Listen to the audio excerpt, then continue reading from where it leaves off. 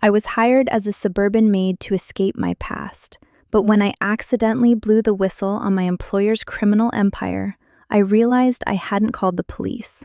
I had walked straight into a deadly, pre-planned trap.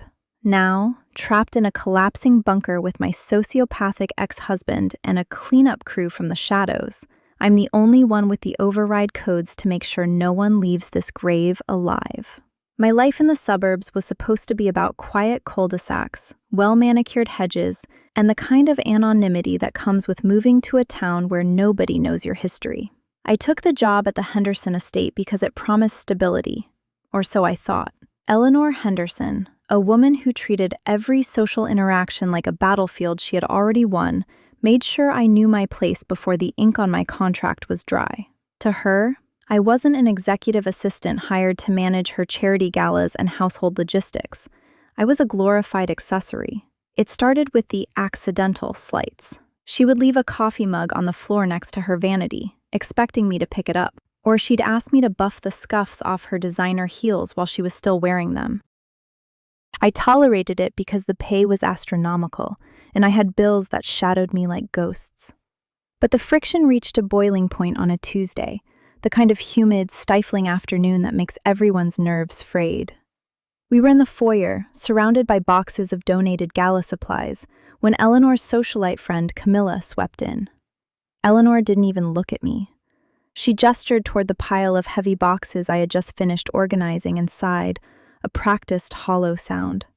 "Don't mind the maid," she drawled, barely flicking a manicured finger in my direction. "She's here to handle the grunt work so I don't have to get my hands dirty. Honestly, she's barely legal, but she's cheap and follows orders." The room went cold. It wasn't just the insult, it was the blatant lie, the casual dehumanization that she wore like a badge of honor. She knew I had a master's degree. She knew I was a naturalized citizen who had spent years navigating the suffocating bureaucracy of this country just to earn the right to exist here with dignity. She looked at me then, catching my eye with a smirk that practically dared me to defy her. I felt the heat rise in my chest, a cold, hard coal of resolve settling in my gut. I didn't say a word. I just bowed my head, picked up a box, and walked out the door. But as I reached the driveway, I pulled my phone from my pocket and dialed a number I had saved months ago. Not for work, but for a moment like this. The silence on the other end of the line was heavy, professional, and terrifyingly efficient. I didn't need to shout. I didn't need to plead. I just provided the address, the full names of everyone currently inside, and the specific, damning details about the staff she was illegally harboring in the basement. People she kept in fear, whose passports she had confiscated in a lockbox I had accidentally discovered weeks prior. I watched from my car as the black SUVs began to turn onto the street, their engines humming a low, predatory tune. As the lead agent stepped out of the vehicle and looked up at the house, I realized I hadn't just blown up her reputation. I had invited the federal government to tear her entire world apart. I just didn't expect the front door to open before they could even reach the porch. The front door swung wide, and instead of the security team I expected, it was Eleanor. She wasn't holding a phone, she was holding a handgun, pointed directly at the lead agent, her face twisted into a mask of pure, unadulterated madness that I had never seen before. And behind her, standing in the doorway, was the one person I had sworn was thousands of miles away, looking at me with eyes that promised I would never leave this property alive. The air in the driveway turned frigid, the silence of the suburb shattered by the heavy, rhythmic thud of tactical boots against the asphalt.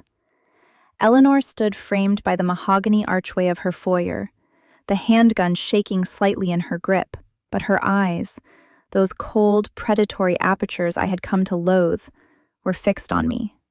She didn't care about the federal agents flanking the lawn. She was staring at me with the kind of primal hatred that transcends legal trouble.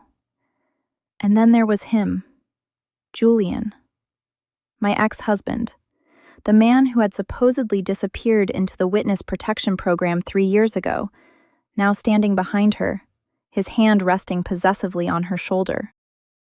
He looked tan, relaxed, and entirely too pleased with the carnage unfolding before him. "You really are a persistent little pest, aren't you?" Eleanor's voice didn't tremble, it purred, cutting through the standoff like a razor blade. She didn't look at the agents, she looked at the man beside her. "I told you, Julian, she wasn't just some girl from the agency, she was always the one who wouldn't quit." Julian stepped forward, his shadow stretching long across the marble entryway. He didn't look like the man I'd shared a life with. There was a jagged scar running from his ear to his jawline, a parting gift from the life he'd been running from, the life he had apparently dragged me into without my consent. "She always had a flair for the dramatic," he said, his voice a low, familiar rumble that made my skin crawl. "I thought you'd be smart enough to keep running, Sarah. I thought you liked being a ghost. But you couldn't help but play hero, could you?" The lead agent, a man with a jaw like granite and eyes that had seen everything, raised his own weapon. "Ma'am, drop the firearm. Step away from the doorway. This is your final warning." Eleanor laughed, a brittle, high-pitched sound.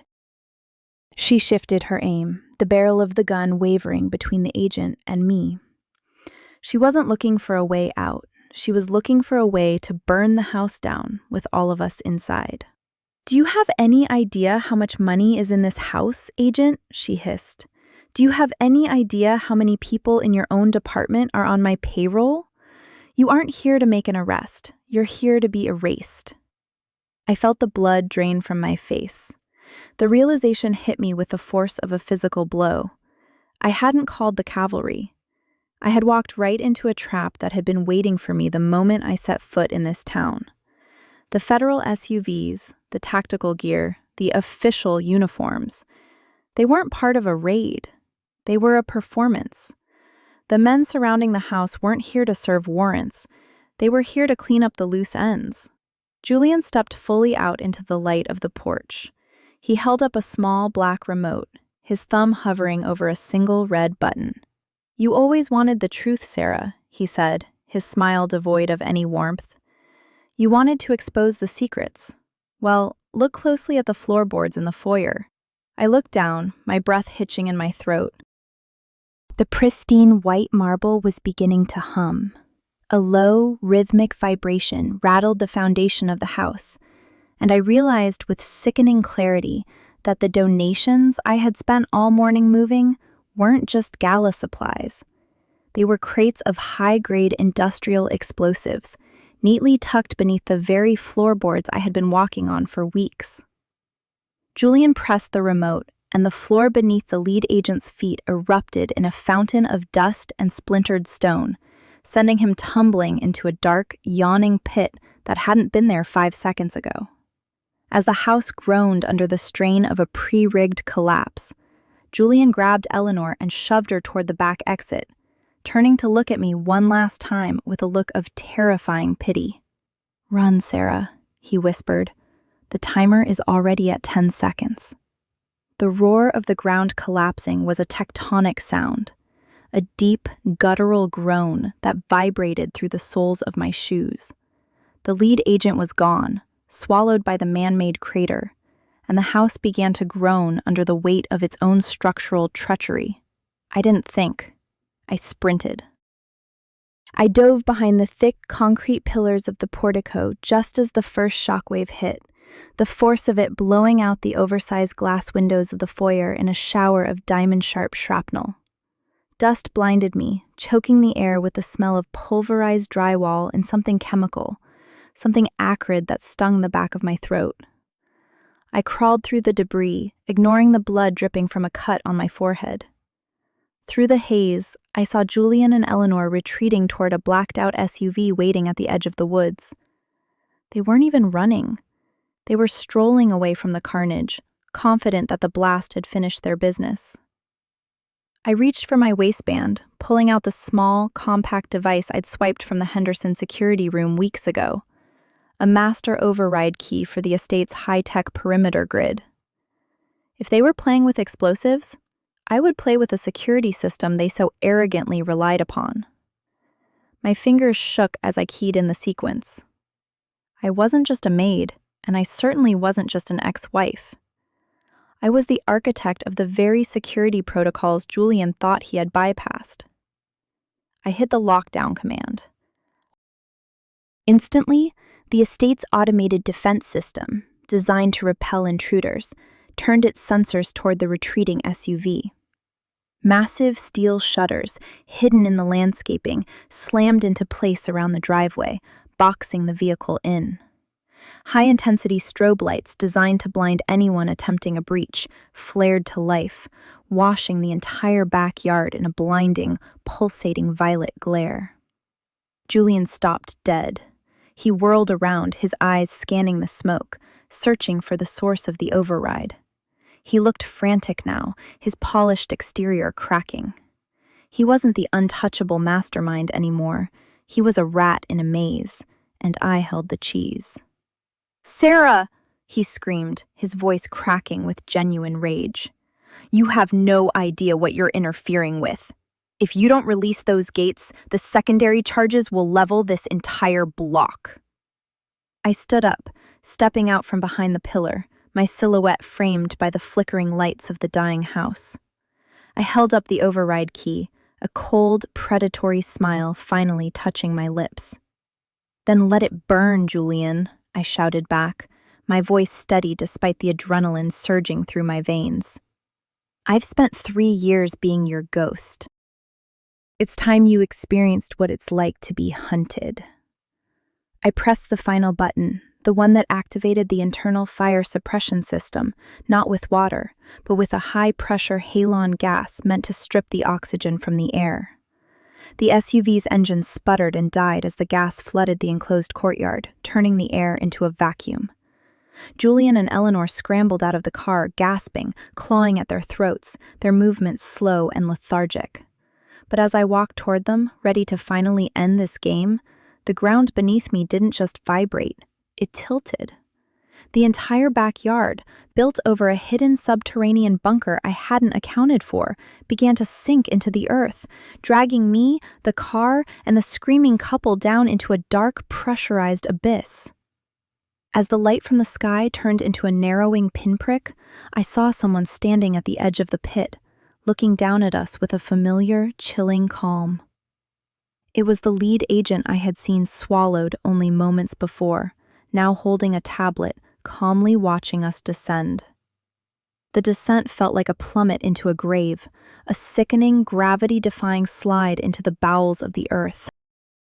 The light above, once a circle of sky, shriveled to the size of a coin, then vanished entirely as a heavy, reinforced steel plate slammed shut over the opening. We hit the floor of the bunker with a bone-jarring thud. I tumbled, rolling until I slammed into a concrete wall, the breath punched out of my lungs. In the sudden, oppressive darkness, the only sound was the jagged, frantic gasping of Eleanor. Julian was already scrambling, his hands fumbling against the wall until a soft, blue emergency light flickered to life. The bunker was massive, a clean, clinical space filled with server racks, filing cabinets, and monitors displaying live feeds from the house above. The lead agent, the man I had called for help, walked down a steel staircase at the far end of the room. He wasn't limping. He wasn't injured. He was checking his watch. Behind him, 3 other men in unmarked tactical gear stood at attention, their weapons lowered but ready. "You were supposed to be dead, Sarah," the lead agent said, his voice devoid of the fake professional mask he'd worn in the driveway. He walked toward the center of the room, motioning for his men to secure Julian and Eleanor, who were now on their knees, hands raised in pathetic surrender. "Who are you?" I rasped, pulling myself to my feet. My head was throbbing and my vision was swimming, but the adrenaline kept me upright. "You aren't immigration. You aren't law enforcement." Julian laughed, a dry, hacking sound. "He's the cleanup crew, Sarah. He's the reason I'm in witness protection. He's the reason this house exists. You didn't invite the government. You invited the shadow organization that runs the people who think they run the government." The agent looked at me, his eyes devoid of any human empathy. Your husband was a valuable asset until he started playing house with a socialite and leaving paper trails. We needed the Henderson fortune to bankroll our next phase of operations, and we needed a reason to clear this property without attracting real police attention. You provided the perfect excuse. He drew his sidearm. It was suppressed, a small, ugly thing that looked far too quiet for the carnage it was about to create. He wasn't going to arrest them. He was going to liquidate them and write the whole event off as a gas leak or a domestic tragedy that went too far. I looked at the console near my hand. It was the hub for the bunker's internal systems. I had spent months managing the Henderson estate's logistics. I knew their security architecture better than they did. I had mapped their encryption keys months ago, never thinking I'd actually need them. "You think you've won?" I said, my hand hovering over the keyboard. "You've trapped yourself in a bunker designed to keep intruders out. But it has one feature you clearly overlooked.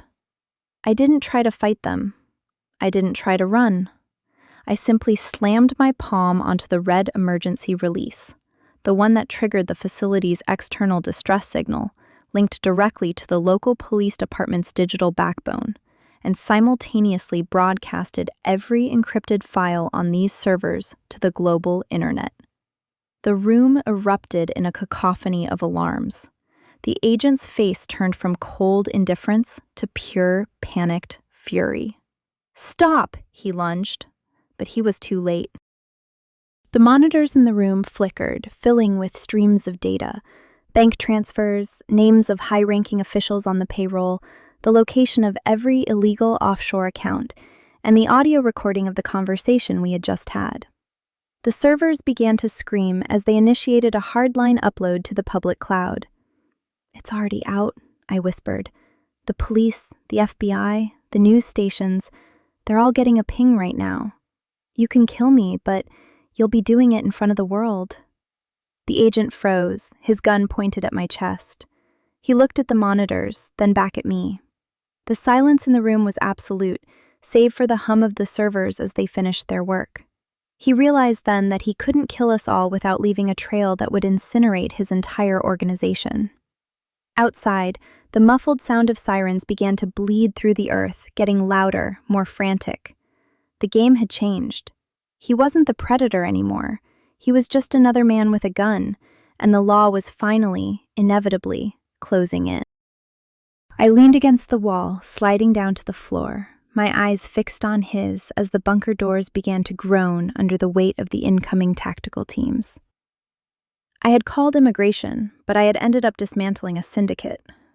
As the first heavy thud against the bunker door echoed through the room, I closed my eyes, finally breathing in air that felt, for the first time in 3 years, completely clean.